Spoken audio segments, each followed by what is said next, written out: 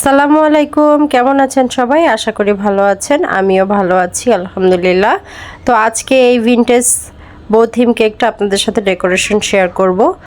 কেকটা আমি ক্রাম কোট করে 1 ঘন্টার জন্য ফ্রিজে রেখে দিয়েছিলাম। এখন আমি পাইপিং ব্যাগের ভিতরে ক্রিম নিয়ে পুরো কেকটাকে আস্তে আস্তে ঘুরিয়ে ঘুরিয়ে কভার করে নিচ্ছি।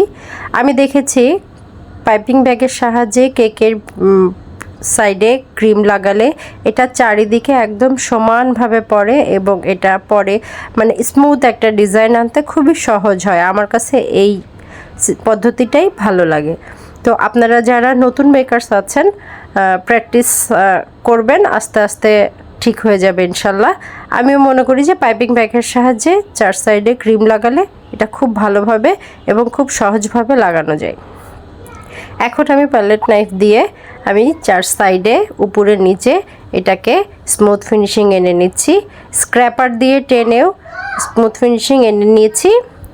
ছবিতে যেভাবে ছিল আমি একটা ছোট্ট স্টার নজলের সাহায্যে উপরে বর্ডারটা দিয়ে নিচ্ছি।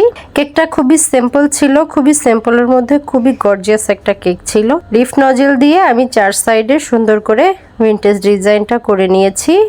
সেম নজল দিয়েও আমি নিচের বর্ডারটা দিয়ে নিয়েছি। এখন বউগুলো রেডি করে আমি হোয়াইট বউগুলো কেকের 4 সাইডে লাগিয়ে নিচ্ছি। আমি 2 পাশে লাগিয়ে পরে আর 2 পাশ লাগাচ্ছিলাম যাতে দেখতে সমান হয় এবং দেখতে ভালো লাগে। এবং 4 সাইডে কিছু পার্ল ছিল, সে পার্লগুলো লাগিয়ে নিচ্ছিলাম। কেকটি দেখতে কেমন হয়েছে আপনারা অবশ্যই কমেন্ট করে জানাবেন। এবং কেকটি যদি ভালো লাগে অবশ্যই আমার পেজটাকে ফলো দিয়ে রাখবেন।